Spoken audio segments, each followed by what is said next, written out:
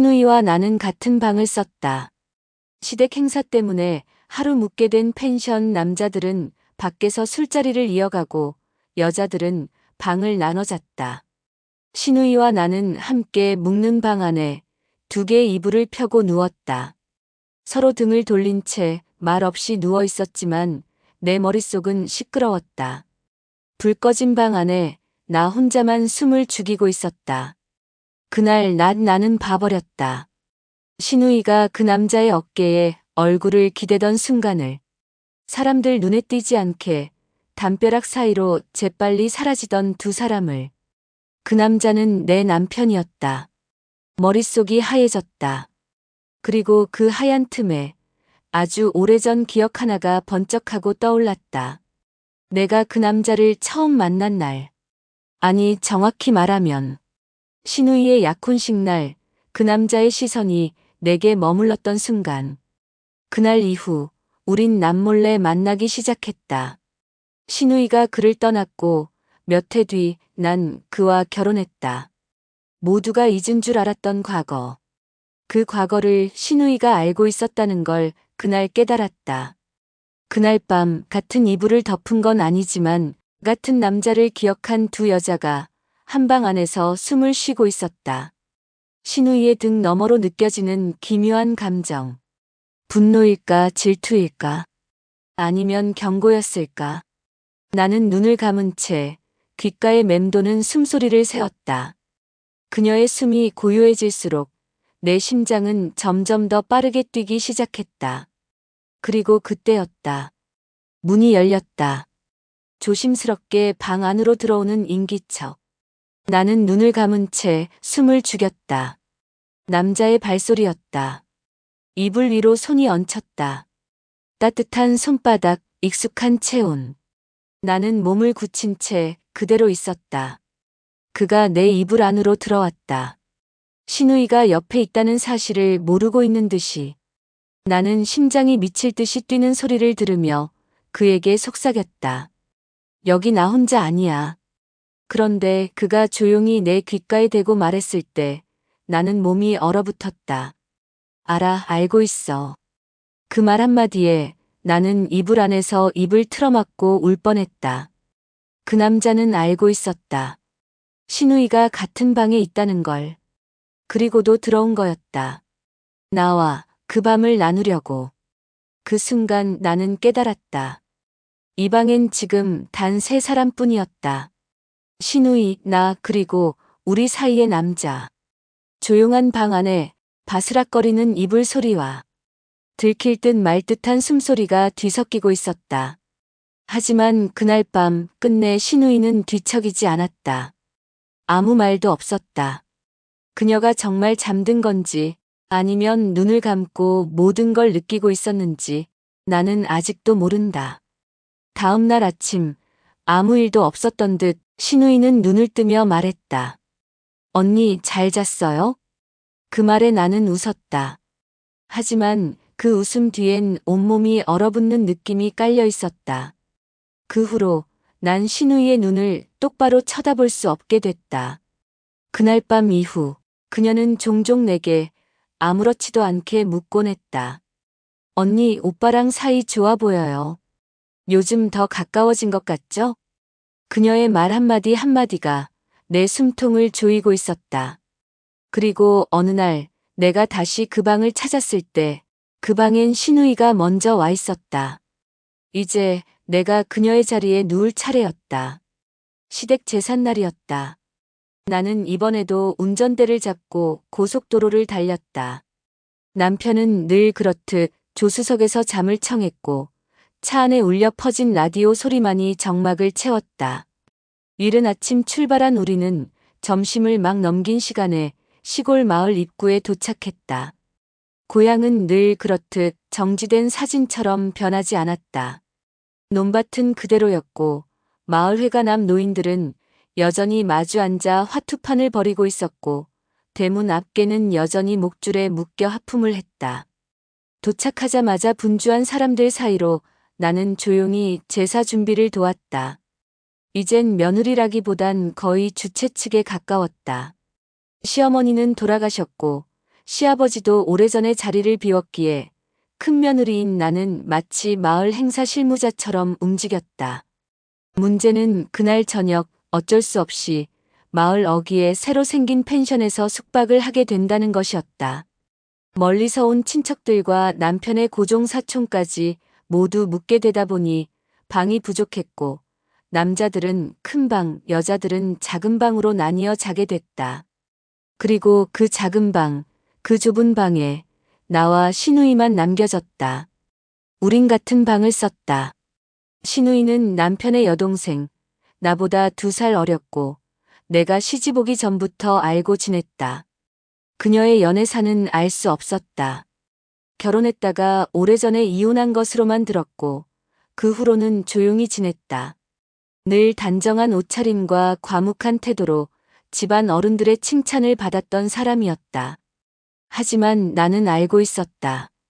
아주 오래전 신우이는 지금의 내 남편과 사귀고 있었다. 그것도 깊게. 나는 우연히 2사람의 이별 현장을 목격한 적이 있다. 신우이의 눈이 빨갰고 남편은 담배를 피우며 등을 돌린 채 말을 아꼈다. 그로부터 몇 년 뒤 나는 그 남자와 결혼했다. 아무도 묻지 않았고 나도 대답하지 않았다. 우연이라기엔 타이밍이 기묘했고 복수라기엔 너무 뜨거웠다. 그날 펜션의 작은 방, 불을 끄고 이불을 각각 깔고 등을 돌린 채 누운 우리 사이엔 말보다 더 많은 기억에 떠다녔다. 창문 밖에서 들리는 풀벌레 소리, 옆방에서 들리는 남자들의 술 취한 웃음소리, 그 사이에서 나는 혼자 온몸이 굳었다. 그리고 그 순간 문이 조심스럽게 열렸다. 나는 숨을 삼켰다. 인기척은 낮게 깔려 있었고 방 안으로 들어온 사람의 발소리는 너무 익숙했다. 남편이었다. 그가 왜 들어온 건지, 잘못 들어온 건지, 아니면 일부러였는지 알 수 없었다. 하지만 그는 이불 사이를 지나 나에게로 다가왔다. 손등이 내 발끝에 스쳤고 나는 그가 아닌 척, 자는 척 그대로 있었다.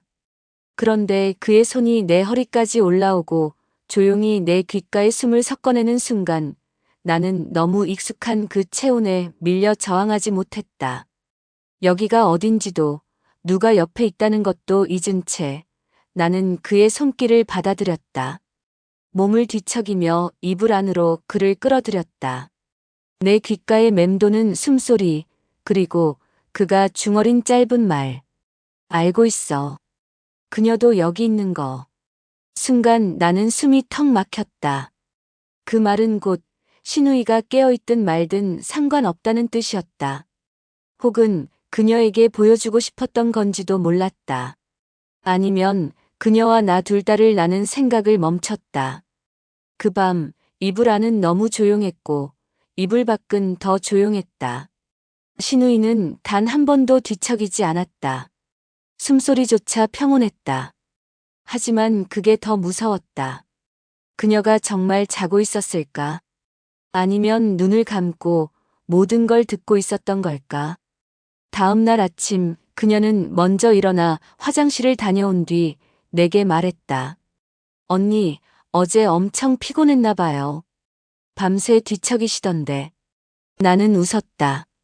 어쩌면 그녀가 말한 뒤척임은 내가 생각한 그게 아니었을지도 모른다. 아니면 정확히 알면서도 그렇게 말한 걸지도. 아침밥을 먹으며 신우이는 별일 아닌 듯 남편의 안주를 챙기고 과일을 깎아주고 잔을 따르며 웃었다. 사람들 앞에선 아무 일도 없었던 것처럼. 하지만 그녀의 눈빛은 달랐다. 대화 중에도 찬찬히 내 얼굴을 읽고 있었다. 그날 이후 나는 그녀의 눈을 피하기 시작했다. 그리고 며칠 뒤 남편이 회식으로 늦는 날. 집 앞에서 문을 열고 들어오려던 나를 신우이가 불렀다. 언니, 오늘 그 방 다시 갈래요? 나 먼저 가 있을게요. 그 말에 나는 아무 말도 못하고 멍하니 섰다. 신우이는 고개를 돌리지 않은 채 웃고 있었다. 그 미소는 너무 조용해서 더 위험했다. 나는 그 방에 가지 않으려고 했다. 신우이가 뭐라고 말했든 그건 그냥 농담일 거라고 넘기려 했다. 그런데 며칠이 지나도 그녀는 내게 연락을 해오지 않았다. 아무렇지도 않은 척 오히려 더 멀어진 느낌이었다. 그러다 금요일 밤 남편이 술에 취해 전화를 걸어왔다. 동창놈들이랑 마신다며 늦는다던 그 목소리는 기분이 한껏 올라 있었고 괜히 심술 섞인 말투로 물었다. 당신 혼자 재밌게 놀고 있지? 나는 속으로 웃었다. 왜 갑자기 그런 소리를 하는지 누가 옆에 있나 싶었다. 끊고 나서 냉장고를 열었다. 반찬도 술안주도 손에 잡히지 않았다. 그날따라 텅 빈 집이 너무 조용했다. 그런데 그때였다. 초인종이 울렸다. 문을 열자 신우이가 서 있었다. 트레이닝복 차림에 민낯, 머리는 질끈 묶였고 손에는 비닐봉지를 들고 있었다. 언니, 저녁 드셨어요? 갑자기 생각나서 들렀어요. 이 집 앞 지나가다가요. 나는 순간 멈칫했지만 그래, 들어와 하고 문을 열었다. 그녀는 익숙한 듯 신발을 벗고 들어왔고 봉지 안에서 맥주와 육포를 꺼냈다. 남편은 아직 안 들어왔죠? 그 말에 나는 고개를 끄덕였고 그녀는 웃으며 소파에 털썩 앉았다. 그런데 그 웃음, 어쩐지 기분이 묘했다. 마치 뭔가 알고 있다는 듯 내 반응을 떠보는 눈빛. 나는 자꾸만 불편해졌고 맥주를 마시면서도 손끝에 힘이 들어갔다. 그런데 신우이가 불쑥 말했다. 언니, 나 요즘 이상한 꿈을 자꾸 꿔요. 누가 자꾸 내 자리에 누워 있어요. 내가 자던 그 방, 그 자리. 그런데 그 사람이 나보고 비키라고 해요. 목소리는 안 들리는데 그 눈빛이 너무 익숙해요. 나는 맥주를 삼키다 말고 멍해졌다. 그 방, 그 자리. 그녀는 분명히 알고 있었다. 그리고 지금 나를 시험하고 있었다. 내가 먼저 불안해지는지 흔들리는지. 나는 침착한 척 웃었다. 꿈은 꿈이죠. 근데 그 자리 누가 자던 자리인지 이제 모르겠어요. 그녀는 아무 말 없이 맥주를 한 모금 마시더니 잔을 내려놓고 조용히 말했다. 그 사람, 언니 옆에서 잘 때도 숨소리가 똑같아요. 나랑 잘 때랑. 나는 그 순간 맥주잔을 떨어뜨릴 뻔했다. 신우이의 입에서 그런 말이 나올 줄은 몰랐다. 너무 담담하게, 너무 정확하게 그 체온을 기억하고 있다는 듯 나는 더 이상 웃을 수 없었다. 그날 밤 그녀는 자고 가겠다고 했다. 갑자기 비가 내린다며 차 끌고 왔다고 해도 그냥 잠깐만 누웠다 가겠다고. 나는 거절하지 못했다. 거절하는 순간 내가 불안해 보일 것 같았고 무언가 들킨 듯 느껴질 것 같았다. 그녀는 내 침대 옆 바닥에 이불을 깔았다. 어색한 말 몇 마디를 주고받고 우리는 불을 껐다. 하지만 눈을 감을 수 없었다. 같은 방, 다시 같은 방. 어둠 속에서 나는 시계를 봤다. 새벽 1시를 지나고 있었다. 그때였다. 조용히, 정말 조용히 신우이가 말했다. 언니, 아직도 그 사람, 자주 덥나요? 나는 몸이 얼어붙었다. 말은 없었다. 숨도 쉬지 못한 채 이불 안에서 손을 움켜쥐었다. 신우이는 아무 말 없이 조용히 누워 있었지만 나는 그녀가 지금 무슨 감정을 품고 있는지 알 수 없었다. 질투였는지 후회였는지 아니면 경고였는지. 그리고 다음 순간 그녀가 자리에서 일어나 내 침대 머리맡에 앉았다. 언니, 오늘 꿈은 다를지도 몰라요. 오늘은 내가 먼저 그 자리에 누울 수 있으니까. 나는 그 말이 무슨 뜻인지 알면서도 모르는 척 눈을 감았다. 그녀가 자리를 떠나지 않았다. 내 얼굴을 내려다보는 그 기묘한 기척. 숨이 멎을 듯 조여오는 그 느낌. 그리고 그녀는 갑자기 고개를 숙여 내 귀에 입을 댔다. 언니, 나 아직 그 사람 잊지 못했어요. 내 심장이 터질 것처럼 뛰었다. 신우이는 조용히 일어나 이불로 돌아갔고 나는 한참을 뜬 눈으로 밤을 보냈다. 남편은 돌아오지 않았다. 새벽 3시 문자 하나가 왔다. 자기 먼저 잘게. 친구네 집에서 잔다.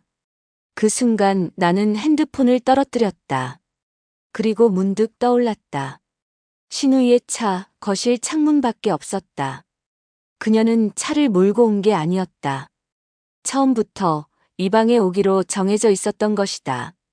신우이는 아침이 되자 아무 일 없다는 듯 일어났고 웃으며 말했다. 언니 잘 잤죠? 난 정말 편했어요. 옛날 생각도 나고. 나는 고개를 끄덕였지만 손끝이 얼어붙은 느낌이었다. 그리고 그날 오후 남편이 집에 들어왔다. 샤워를 마치고 평소처럼 웃으며 내게 다가왔다. 그가 내게 안기려는 순간 나는 조용히 그의 몸을 밀어냈다. 왜 그래? 하는 그의 물음에 나는 단 한마디를 속삭였다. 당신 어젯밤 누구랑 있었어? 남편은 순간 얼어붙은 듯 웃음을 지었고 그 눈빛에서 나는 확신했다. 어젯밤 그 남자는 내가 아닌 다른 여자의 숨소리를 들은 것이다. 그리고 그 여자는 내가 가장 믿지 말았어야 할 사람. 내 남편의 여동생. 내 시누이. 그녀가 돌아왔다. 그날 이후 시누이는 자주 우리 집에 들렀다. 이유는 늘 비슷했다. 근처 볼 일이 있어서, 그냥 지나가다 생각이 나서, 요즘 몸이 좀 안 좋아서 혼자 있기 싫어서. 나는 대답하지 못했다. 쫓아낼 수 없는 관계였고 받아들이자니 마음이 갈기갈기 찢어졌다. 남편은 아무렇지도 않게 그녀를 맞아들였다. 마치 어릴 적 여동생이 돌아온 것처럼 자연스럽게. 그런데 나는 느꼈다. 그 자연스러움 속에 숨겨진 묘한 긴장감. 그녀가 들어오는 순간 남편은 무심하게 눈길을 피했고 그녀는 집안을 둘러보다가 꼭 남편의 셔츠에 손끝을 스치듯 매만졌다. 그런 장면을 여러 번 봤다.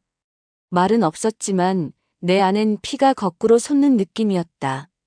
어느 날 나는 화장실을 다녀오다가 작은 방 문 앞에서 멈췄다. 문은 닫혀 있었지만 틈이 살짝 열려 있었고 안에서는 웃음소리가 났다. 분명히 신우이의 목소리였다. 그리고 그 웃음에 답하는 남자의 낮은 목소리. 나는 문을 열지 못했다. 그저 손끝으로 문틀을 잡고 귀만 문에 가까이 댔다. 뭔가를 묻고 대답하고 두 사람이 한참을 머물렀다. 웃음소리는 사라졌고 그 안은 조용해졌다. 몇 분이 흘렀다. 그리고 조용한 숨소리가 들렸다. 그 숨소리가 그날 밤 내 귓가에 닿았던 바로 그 숨소리와 똑같았다. 나는 뒷걸음질 쳤고 부엌으로 들어가 찬물을 벌컥 마셨다. 손이 떨렸고 입술이 마르지 않았다. 나중에 둘이 문을 열고 나왔을 때 나는 아무 말도 하지 않았다. 신우이는 웃으며 말했다. 언니, 오빠 옛날 사진 좀 보여달라고 해서요. 방 안에서 같이 봤어요. 나는 고개를 끄덕였지만 웃지 못했다. 그날 밤 침대에 누웠을 때 남편이 내 옆으로 다가왔다. 평소보다 더 부드러운 손길, 더 천천히 다가오는 체온. 하지만 나는 몸을 틀었다. 거부도 아니고 받아들이지도 않은 그 모호한 태도. 남편은 내 옆에 누운 채 조용히 말했다. 당신 요즘 왜 이래? 나 뭐 잘못했어? 나는 그 말이 어처구니 없었다. 정말 모르는 걸까? 아니면 알고도 아닌 척하는 걸까? 나는 대답하지 않고 눈을 감았다. 그런데 그 순간 그의 몸에서 익숙하지 않은 냄새가 났다. 그건 내 화장품도 내 샴푸도 아니었다. 은은한 향수 냄새, 내가 한 번도 쓰지 않았던 냄새. 그리고 나는 그 냄새를 정확히 기억했다. 신우이가 지난번 집에 올 때 풍기던 바로 그 냄새였다. 그제야 확신이 들었다. 이 집 안에 이미 나 말고 다른 여자의 흔적이 섞여 있다는 것. 나는 조용히 몸을 일으켜 화장실로 향했다. 거울 속 내 얼굴은 창백했고 눈은 마치 남의 얼굴을 들여다보는 것처럼 낯설었다. 손에 물을 묻혀 얼굴을 적셨다. 그런데 수건이 없었다. 욕실 문을 열고 나가려다 문 뒤에 걸린 수건을 발견했다. 그리고 그 수건 끝자락에서 희미하게 익숙한 립스틱 자국을 봤다. 연한 코랄색. 내가 쓰지 않는 색. 그 순간 무릎이 풀릴 뻔했다. 나는 수건을 조용히 접어 다시 걸고 아무 일도 없던 것처럼 방으로 돌아왔다. 남편은 잠든 척 등을 돌리고 있었다. 나는 그의 등을 바라보다가 이불을 끌어올리고 조용히 누웠다. 새벽이 되도록 잠들지 못한 채 시계를 바라봤다. 그리고 결심했다. 더 이상 기다리지 않기로. 그들에게 말하지 않아도 행동으로 보여주기로. 그 다음 날 나는 신우이에게 연락했다. 우리 같이 시장에 갈래? 간만에 장도 보고 수다도 떨고. 그녀는 반가운 듯 대답했다. 좋아요, 언니.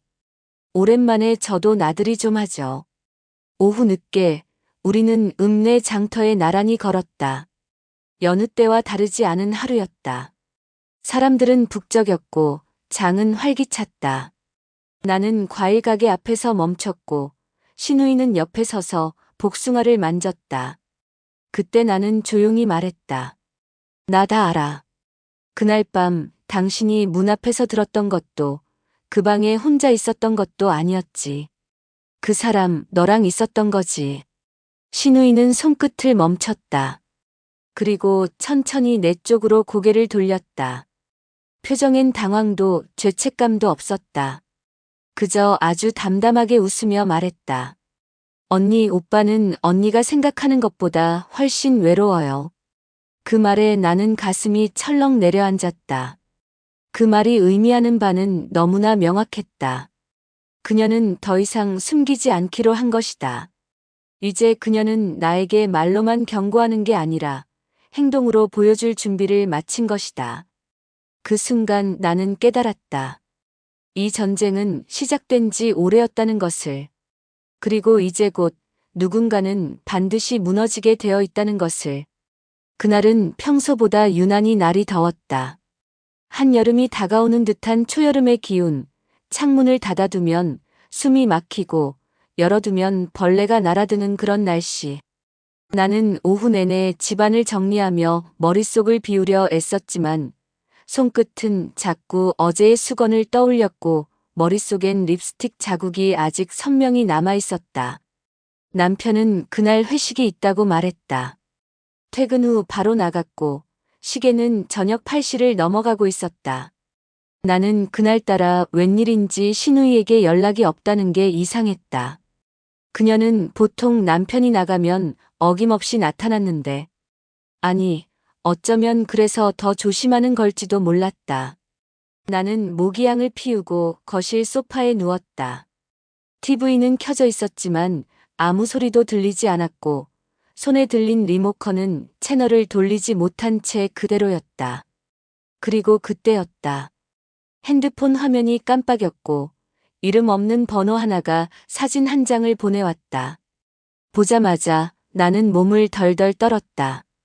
어두운 조명 아래 익숙한 셔츠와 팔찌, 그리고 너무나도 낯익은 손. 그 손이 잡고 있는 허리는 신우이의 것이었다. 사진 속 인물은 뒷모습뿐이었지만 나는 단번에 알 수 있었다. 그 남자의 손은 내 남편의 것이었다. 그리고 그의 품에 안겨있는 여자는 그날 아침 내 수건에 입술을 찍은 여자. 신우이였다. 나는 핸드폰을 떨어뜨릴 뻔했다. 그제야 깨달았다. 내 남편과 내 신우이는 더 이상 몰래가 아니라 당당하게 이어지고 있다는 걸. 그리고 누군가는 그것을 나에게 보여주려 한 것이다. 문득 사진 속 벽지와 커튼, 가구 배치가 낯익었다. 그건 시골 펜션이었다. 제삿날 묵었던 그 방. 같은 방, 같은 자리. 그 방에 또 갔던 것이다. 둘이서. 나는 두 눈을 감았다. 숨을 들이켰지만 폐 안이 차가웠다. 시계는 밤 10시를 향해 가고 있었고 나는 핸드폰을 다시 들었다. 전화를 걸어야 했다. 어디 있는지, 지금 누구랑 있는지. 하지만 손가락이 멈췄다. 알고 있었다. 묻지 않아도 알 수 있었다. 나는 거울 앞에 섰다. 내 얼굴은 지쳐 있었고 눈가는 초라하게 꺼져 있었다. 나는 서랍에서 붉은 립스틱을 꺼냈다. 평소엔 절대 바르지 않던 색. 거울을 바라보며 조용히 입술을 그었다. 그리고 가방을 들고 집을 나섰다. 내가 간 곳은 그 펜션이었다. 분명 사진 속 구조가 그곳이었다. 시골길을 따라 차를 몰며 나는 몇 번이고 돌아서고 싶었다. 하지만 돌아서기엔 너무 늦었다. 그리고 너무 멀리 와 있었다. 펜션 앞에 도착했을 때 주차장에 남편 차가 있었다. 그리고 신우이의 차도. 나는 그 순간 웃음이 났다. 기가 막혀서. 어쩌면 나는 이 광경을 보고 싶었던 것일지도 몰랐다. 차 안에 앉아 있다가 방 불이 꺼지는 걸 기다렸다. 그리고 30분 후 모든 것이 잠잠해졌을 때 나는 조용히 그 방으로 걸어갔다. 마치 꿈을 걷듯. 창문 아래에 섰을 때 바람에 흔들리는 커튼 틈 사이로 방 안이 어렴풋이 보였다.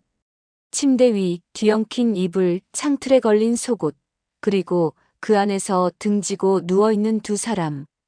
분명히 보였다. 그녀의 어깨와 그의 팔이 맞닿아 있었다. 숨소리는 없었지만 온기가 느껴졌다. 나는 창문에 손을 올렸다. 그 순간 바람에 커튼이 젖혀졌고 내 눈은 정확히 그의 얼굴을 포착했다. 남편은 눈을 감고 있었지만 웃고 있었다. 미소를 머금은 얼굴. 그 얼굴을 나는 너무도 사랑했다. 그래서 더 아팠다. 나는 조용히 창문에서 물러났다. 차로 돌아오면서도 아무 말이 떠오르지 않았다. 그냥 울지도 못하고 소리 내지도 못하고 가슴이 메어 터질 것 같은데 입술만 꾹 다물었다. 집에 도착한 건 자정이 넘어서였다. 불도 켜지 않고 그대로 거실에 앉았다. 숨이 막혀왔다. 그리고 그때 내 핸드폰이 울렸다.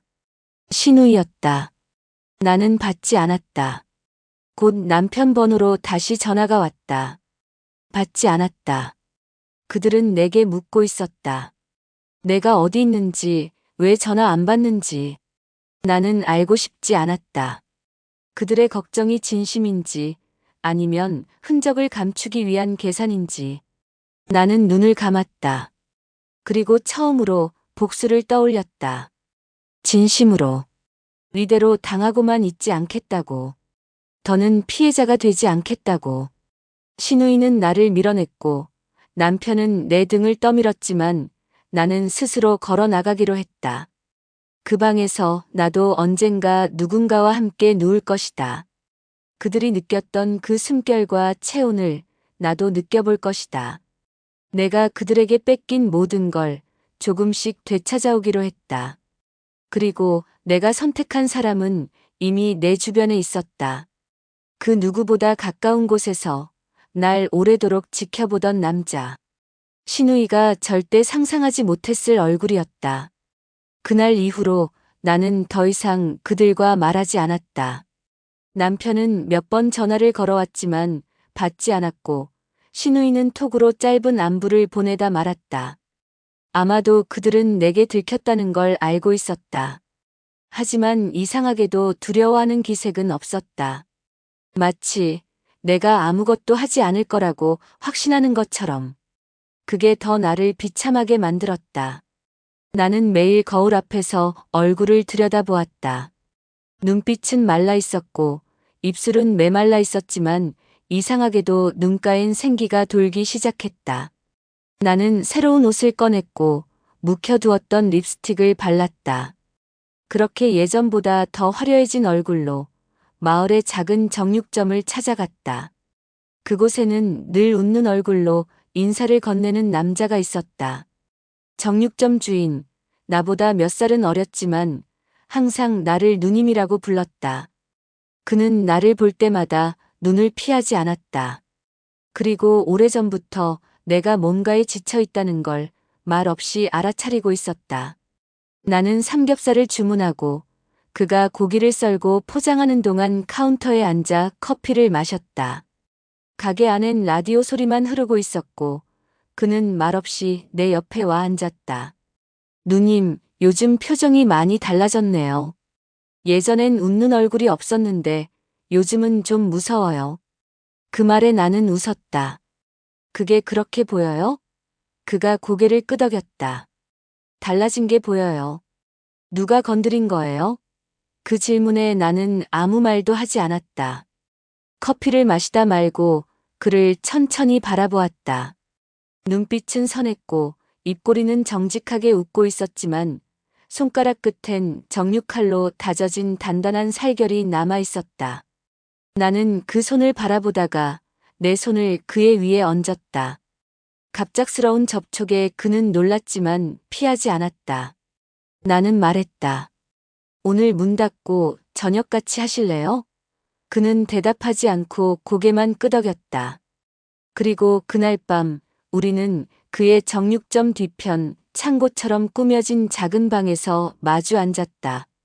탁자 위엔 고기와 소주 그리고 불빛 아래로 내 그림자와 그의 그림자가 겹쳐졌다. 나는 웃으며 물었다. 나 많이 늙어 보이죠? 그는 고개를 저으며 말했다. 아니요. 그냥 외로워 보여요. 그 말에 나는 무너졌다. 복수도 분노도 아니었다. 그저 외롭다는 말에 나는 숨을 삼켰다. 그리고 그의 손을 다시 잡았다. 그는 조심스럽게 내 손등을 쓰다듬었고 나는 그 손을 내 목덜미로 끌어올렸다. 말없이 조용히 그리고 너무도 자연스럽게 그의 얼굴이 다가왔다. 그의 입술이 닿는 순간 나는 이 모든 감정이 복수로 시작되었지만 지금은 살아있다는 느낌 하나로 내 안을 가득 채우고 있다는 걸 깨달았다. 우리는 오래도록 아무 말 없이 서로의 온기를 느꼈다. 그 방 안에서 아무도 몰랐던 나의 시간을 채워주던 그는 조심스럽게 말했다. 누님, 이건 괜찮은 거예요? 나는 그 질문에 웃으며 대답했다. 괜찮지 않아도 괜찮을 거예요. 그날 밤 나는 오랜만에 꿈을 꾸었다. 나도 모르게 울었고 눈물이 그의 어깨에 번졌다. 그는 아무 말 없이 내 등을 두드려 주었다. 다음 날 아침 나는 그 방에서 조용히 일어났다. 그리고 나가려는 내게 그가 물었다. 다시 올 거죠? 나는 대답하지 않고 돌아봤다. 그 순간 문틈 너머로 마주친 그림자 하나. 누군가가 창고 뒤편 골목에 서 있었다. 나는 본능적으로 그 시선을 알아차렸다. 그 눈빛, 너무도 익숙한 시선. 신우이였다. 그녀는 아무 말 없이 나를 바라보고 있었다. 입술은 굳게 다물려 있었고 두 손은 가만히 모아 쥐어 있었다. 나는 아무 말 없이 시선을 피하지 않고 그녀를 바라보았다. 이젠 숨기지 않기로 했다. 그녀가 내 남자를 가져간 것처럼 나도 그녀 앞에서 내 남자의 숨결을 보여주기로 했다. 그리고 내뱉었다. 그래, 나도 누군가와 같은 방을 쓰기 시작했어. 신우이의 눈빛은 변해 있었다. 예전엔 웃으며 묻곤 했다. 언니, 오빠랑 요즘 더 가까워졌죠? 그건 겉으로는 웃음이었지만 그 안에선 나를 조롱하던 시선이었다. 하지만 오늘 아침 정육점 골목에서 나를 바라보던 그녀의 눈엔 처음으로 미세한 떨림이 있었다. 그건 불안이었다. 내가 또 다른 남자를 품고 있다는 걸 그녀는 예상하지 못했다. 아니, 그녀는 내내 그렇게 믿고 있었을 것이다. 언니는 혼자서는 아무것도 못할 거라고. 언니는 남편을 잃으면 텅 비어버릴 거라고. 그런데 내가 다시 무언가를 품기 시작하자 그녀는 서서히 깨지고 있었다. 신우이는 말을 걸지 않았다. 나도 마찬가지였다. 그날 이후 우리는 서로의 집 앞에서 몇 번 마주쳤지만 인사도 하지 않았다. 그런데도 신우이는 자주 우리 집을 둘러보았다. 마치 내 방 창문이 열려 있는지, 밤마다 불은 꺼지는지, 누군가가 다녀간 흔적은 없는지를 확인하려는 듯. 며칠 후 남편은 다시 집을 비우기 시작했다. 예전엔 회식이라고 둘러댔지만 이젠 아예 핑계도 되지 않았다. 나는 아무 말도 묻지 않았다. 그리고 그날 밤 나는 다시 정육점 뒷방에 있었다. 남자는 내가 도착하자마자 문을 열어줬다. 그는 말없이 내 가방을 받아 거실 의자 위에 올려놓고 내 손을 잡아 침대 쪽으로 이끌었다. 그 손길엔 더 이상 조심스러움이 없었다. 우리는 서로를 탐하는 데 익숙해졌고 더는 미안해하지 않았다. 내 피부 위로 그의 입술이 닿을 때 나는 그 순간에 살아있다는 걸 느꼈다. 그의 숨결이 내 귓가를 따라 내려오고 내 등이 그의 가슴에 닿을 때 나는 더는 울지 않았다. 나를 찢던 상처는 사라지지 않았지만 그 위에 새로운 감각이 더 씹혀지고 있었다. 그날 밤은 유난히 비가 왔다. 창밖으로 들려오는 빗소리, 그 속에 우리 둘만의 숨소리가 번졌다. 그 순간 누군가가 문 밖에서 인기척을 냈다.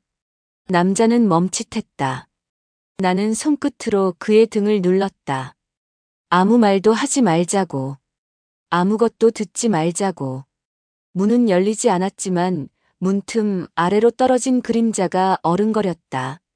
고요한 움직임, 그리고 사라짐. 그 그림자가 누구였는지 말하지 않아도 알 수 있었다. 그녀였다. 신우이였다. 나는 그날 밤 일부러 불을 끄지 않았다. 아침이 되어서야 창밖으로 물든 하늘을 바라보며 나는 속으로 중얼거렸다. 잘 봤니? 너도 이제 알겠지. 나도 너처럼 할 수 있다는 걸. 너보다 더 치열하게, 너보다 더 깊이. 그날 이후 신우이는 더 이상 우리 집 앞에 나타나지 않았다. 대신 그녀는 남편 곁을 더 자주 맴돌기 시작했다. 마치 자신의 자리를 되찾으려는 사람처럼 대놓고 함께 움직이고 그의 차에 타고 그의 옆에서 웃었다. 어느 날 남편은 내게 조심스럽게 말했다. 누가 당신 얘길 하더라.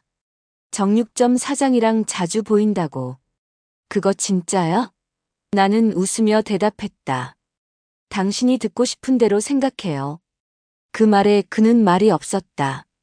그리고 그 밤 그는 내 옆에 누워 아무 말 없이 등을 돌렸다. 나는 그가 자는 척하며 나를 의식하고 있다는 걸 알았다. 이젠 그가 질투하고 있다는 것도, 어쩌면 내가 떠날까봐 불안해하고 있다는 것도. 나는 침대에서 일어나 창문을 열었다. 바람이 불었다. 그리고 그 바람을 타고 누군가의 향기가 스쳤다. 그건 신우이의 향기였다. 어쩌면 그녀는 오늘 밤 다시 우리 집 근처에 왔을지도 모른다. 하지만 이번엔 그녀가 본 것도 들은 것도 모두 나의 것이었다. 나는 속삭이듯 창밖에 말했다. 그래, 우리 이제 공평해졌지. 내가 내 자리를 훔쳤다면 나도 너의 그림자를 안아줄 거야. 그 남자만의 그림자가 아니라 내 안의 무너짐까지도. 지금 이 밤 우리 둘은 같은 숨을 쉬고 있어.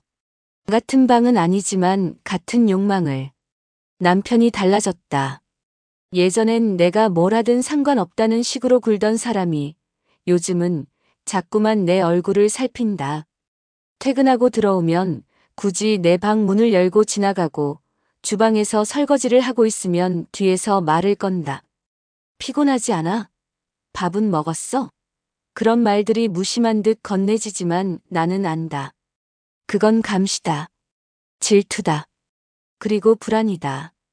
정육점 남자와 내가 함께 있는 걸 본 사람이 분명 있었고 그 말은 신우이의 입을 타고 남편에게 전해졌을 것이다. 그녀는 더 이상 말로 싸우지 않았다. 대신 그들의 침묵이 나를 옥죄고 있었다. 그날 저녁 남편은 뜬금없이 장을 봐왔다. 오랜만에 삼겹살 먹자며 내게 굽자고 말했다. 나는 아무 말 없이 그 고기를 쳐다봤다. 진공 포장된 고기, 포장지 위에 찍힌 그 고깃점 이름. 바로 그 남자의 가게였다. 나는 천천히 고개를 들어 남편을 바라봤다. 그는 모른 척했다. 마치 우연인 듯. 일부러 그렇게 구입한 것이 아니라는 듯. 하지만 그건 절대 우연일 수 없었다. 그 고기는 너무 정확했다. 내가 요즘 어떤 고기만 사는지, 어떤 집을 드나드는지 다 알고 있다는 신호였다. 나는 구워진 고기를 입에 넣으며 조용히 말했다. 당신은 언제부터 내가 가진 걸 원했어? 내 말에 남편은 젓가락을 멈췄다. 그가 고개를 들었을 때 그 눈빛은 불안과 당혹이 섞여 있었다. 내가 가진 걸 당신은 다 가져갔잖아. 그 말을 들은 남편은 입술을 꾹 다물고 한참을 말이 없었다. 그리고 아주 낮은 목소리로 말했다. 나도 무서웠어. 그 사람 너랑 있는 거. 내가 아무 말도 안 하고 버텼던 이유는 그게 내 선택이었으니까. 그 순간 나는 알았다. 이 남자 역시 이제 내가 누군가에게 향하고 있다는 걸 인정하고 있다는 걸. 더는 나를 붙잡지 못하는 위치에서 불안해하고 있다는 걸. 나는 그 말에 대답하지 않았다. 대신 식탁에 앉은 채 조용히 핸드폰을 들었다. 그리고 정육점 남자에게 짧게 문자를 보냈다. 오늘 밤 괜찮아? 답장은 바로 왔다. 기다릴게요. 나는 남편을 향해 웃었다. 당신이 굽는 고기 맛있네. 앞으로도 종종 사와요.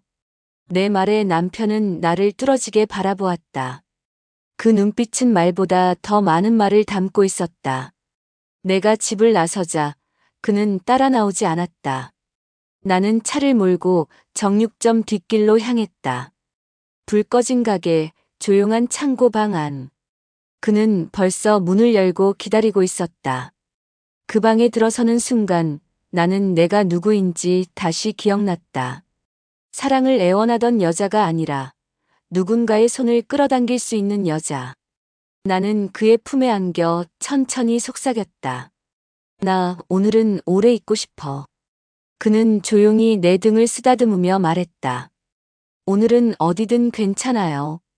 그날 밤 우리는 오래도록 서로를 느꼈다.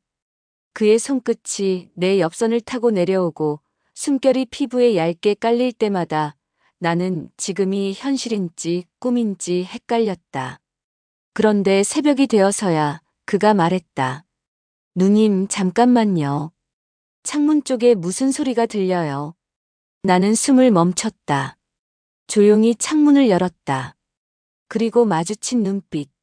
깜깜한 골목 끝, 가로등 아래. 누군가가 서 있었다. 머리는 묶여 있었고 손에는 뭔가를 들고 있었다. 그 실루엣은 너무도 익숙했다. 신우이였다. 그녀는 한참을 서 있었다. 나를 바라보고 있었다. 내가 지금 누구와 함께 있는지 그녀는 직접 확인했다. 나는 창문을 닫지 않았다. 대신 그 시선을 외면하지 않았다. 그리고 조용히 웃었다. 나도 너처럼 됐어. 너보다 더 치밀하고 더 뜨겁게.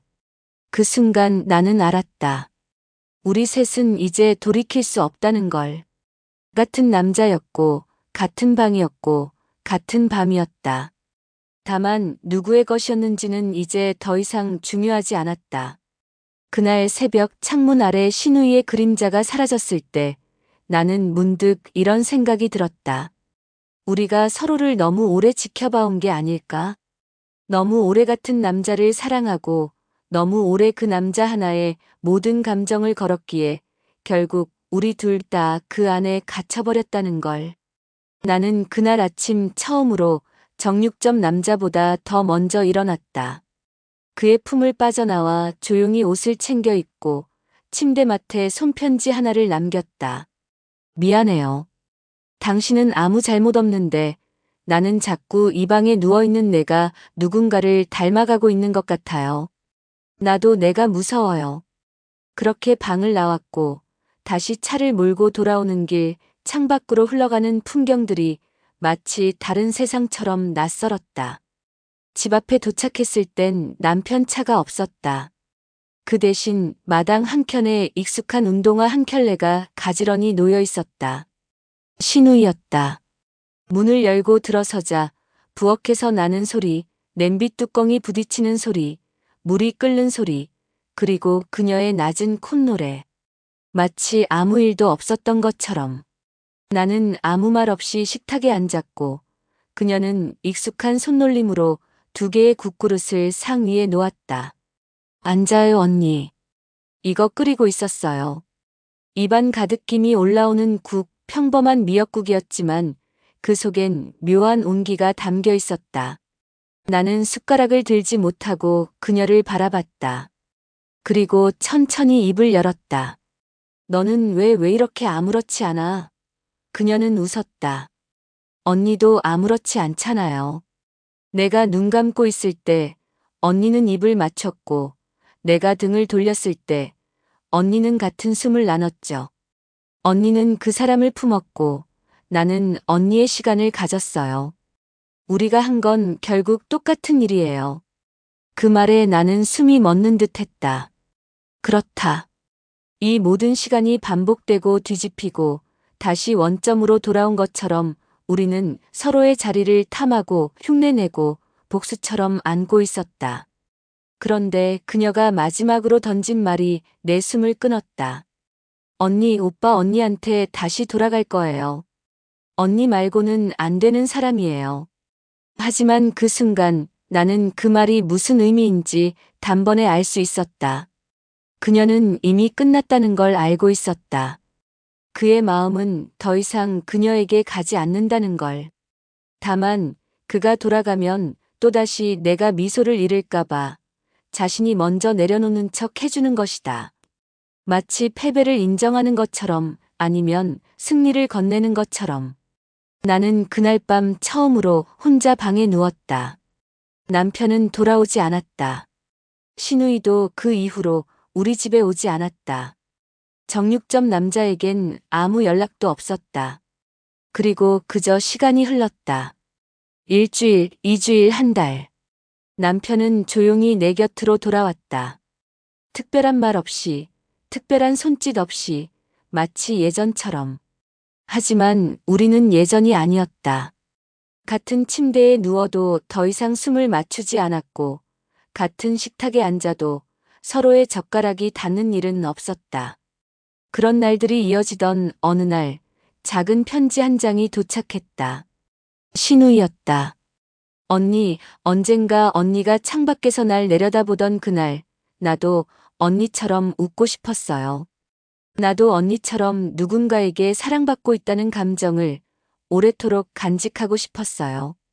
언니가 그 사람을 품었을 때 나는 울지 않았어요. 나도 같은 자리에 누웠던 여자였으니까요. 우리가 함께 쓴 그 방, 그 숨, 그 체온.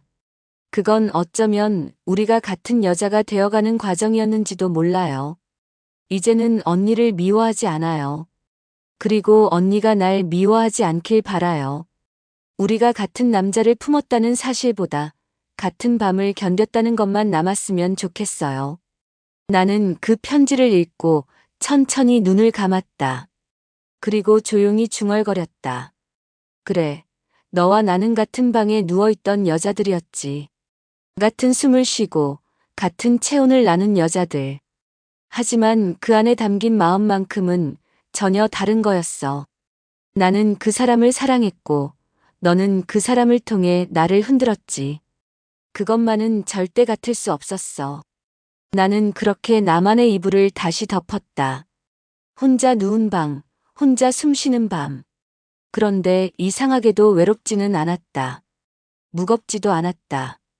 이제야 비로소 내 밤이 나만의 것이 된 것 같았다. 오래된 침묵 끝에서 나는 처음으로 나 자신을 안아주는 느낌이 들었다. 신우이도 남편도 정육점 남자도 없이 그저 나 혼자 나만의 방에서